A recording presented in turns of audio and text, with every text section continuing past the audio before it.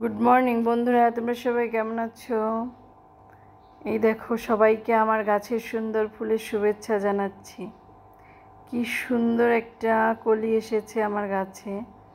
আর সেই সাথে আমার সাদা অপরাজিতা গাছটায় এত পরিমাণে ফুল ধরেছে আর এত পরিমাণে ফুলের কলি এসেছে যা তোমাদের সাথে শেয়ার না করে পারলাম না।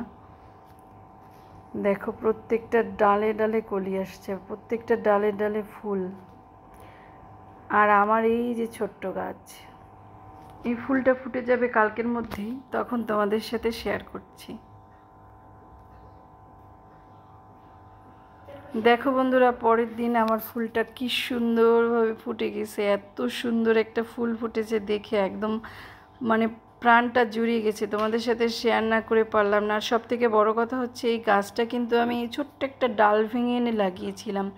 জাস্ট ছোট্ট একটা, একদম 4 আঙ্গুল না, 5-6 আঙ্গুল মতো একটা ডাল ভেঙে আমি 5-6 আঙ্গুলের মতো একটা ডাল ভেঙে এনে আমি সেটা পুঁতে রেখেছিলাম। সেই গাছটা বড় হয়েছে এবং এই গাছে আমার প্রথম ফুল।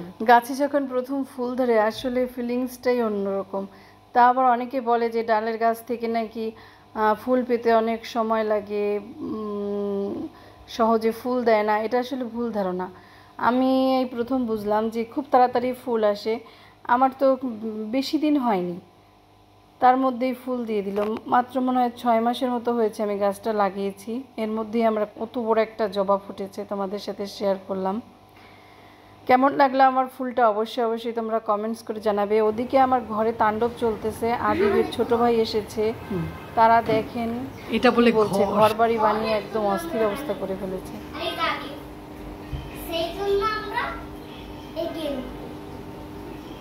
এটা কি তোমাদের? এটা তোমাদের ঘর?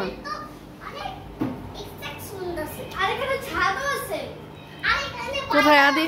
বসো বসো, শুয়ে পড়ো, দেখা যায় না তোমাদের। কিন্তু আমাদের এখান ওইখান না, ওইখান থেকে বাইরে বাড়া যায়, কিন্তু এখানে তো অনেক নিচলা আছে। কিন্তু ওই পাশে গেট রুম আছে যেরকম থাকে। আর আমরা এখান থেকে না, হ্যাঁ সেখান আমি গেট রুমে আছি। কই গেট রুম তুমি?